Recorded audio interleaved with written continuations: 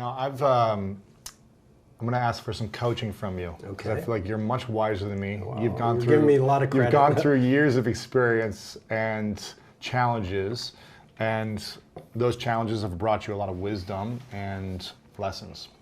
So let's just say there's been a few people that have been attacking me lately online, and very aggressively, with rumors, lies, manipulation, trying to control a narrative. And I've been in complete peace about it. I mean, there's been some moments where I'm like, you want to like react and defend yourself and your ego's hurt. But overall, I've had zero reaction and I've been at peace about it because one, I say to myself, I must be doing something right if people want to try to take someone down. Two, I say to myself, gosh, in 6 months, a year, 10 years, this is going to give me so much more wisdom to be able to serve humanity at a higher level. And three, it's purging my ego and attachment to the way I want people to think about me. But I'm curious if you have any coaching for me or wisdom that I should be approaching through all this, and if this happens again from whoever in the future. Well, Lewis, I appreciate your humility. You don't need coaching from me, but I appreciate your humility.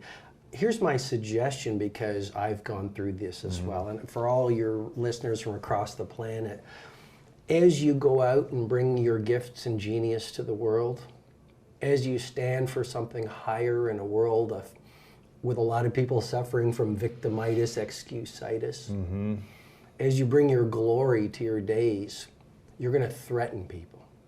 I was in the Barcelona Picasso Museum in the Born District, and there was a quote on the wall in the Picasso Museum that said, people were terrified by the genius of Picasso.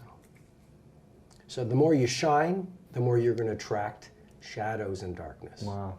So here's what I would say. I've actually worked out in my journal what I call the troll deconstruction. Wow. Is this the journal that got stolen? It's not the one that got stolen, so I still have it. Okay. But that's why journaling's so powerful, because you can actually deconstruct and figure these things out. Sure. Okay, so here's what I would say. The people who are attacking you, critics and cynics are frustrated dreamers. When they were kids, they were full of awe and wonder, because that's our natural state. But something happened to them as they moved out in the world and pursued their dreams and ambitions that caused them to contract. And so now there are these armchair critics that see Lewis Howes doing amazing things. Well, you actually model possibility for them. The possibility that exists within their mindsets, heart sets, health set, and soul set. And it's much easier for them to try to tear you down than lift themselves up and get in the game themselves. So that would be the first thing I'd say. The second thing I'd say is everything in life, Mr. Riley, one of the characters, towards the end of the 5 a.m. club, gets into the philosophy behind greatness and genius and world class and legendary on a Franschhoek, South Africa vineyard, and he writes a series of letters that are transformational for the other characters. And one of the things he talks about is trusting your art. So I think these people who are trying to tear you down are actually your spiritual friends. How so? Well, because they are causing you to trust yourself more. I mean, they are strengthening your resolve to pursue your mighty mission. They are helping you. They are touching the wounds within you and the insecurities. And we have a choice. We can blame, which is losing your power, or we can say, how can I use what they're activating within me to heal these wounds, grow stronger, and build the relationship with my primal genius even more. And this is not a platitude, and I'm far from a motivational speaker. Yeah. Like you've mentioned, I've been at this over 2 decades, working with the best of the best. Billionaires and sports superstars and a lot of the Fortune 500. And I say that because there are no extra people on the planet today. There are no extra people? No. Every single one of us has a primal genius inside of us. Our natural state is awe and wonder. Our natural state is energy. Our natural state is a heart full of love and a mind full of ideas and a soul that shines brightly. You see, and that's why the people who live like that, whether it's a Shakespeare or a Catherine Graham of the Washington Post, whether it's a Kobe Bryant, I loved your interview with Kobe Bryant, a Kobe Bryant or a Mother Teresa or Nelson Mandela, like all the fascinating people in the world, they just model possibility for the rest of us. Our natural state is greatness. But what happens is, I was in Thailand and I saw the Golden Buddha. And the story behind the Golden Buddha is they had, the Thai people had this priceless object.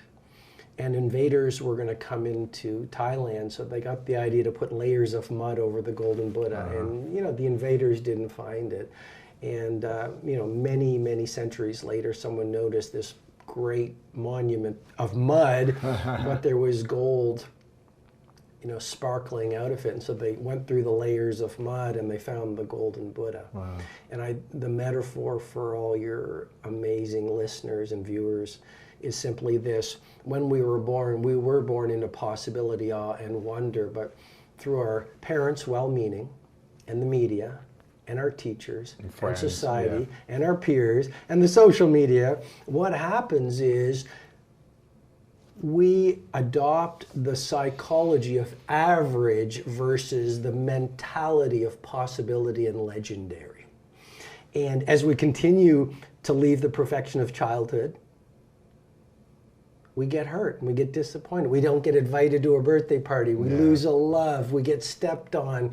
We say, I want to be an astronaut and I want to be a billionaire and I want to also be a great chef and I want to be a yoga teacher. And our teacher or our friend says, ha, ha, ha, you're a fool. And there's one of the lines in the 5 a.m. Club, which is every visionary is initially ridiculed before they're revered.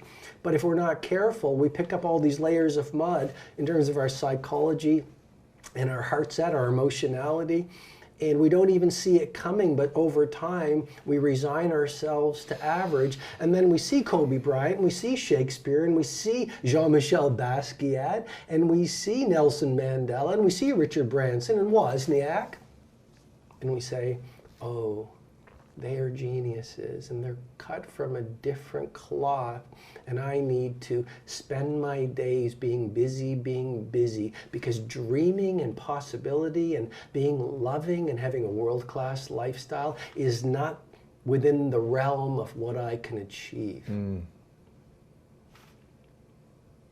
Wow.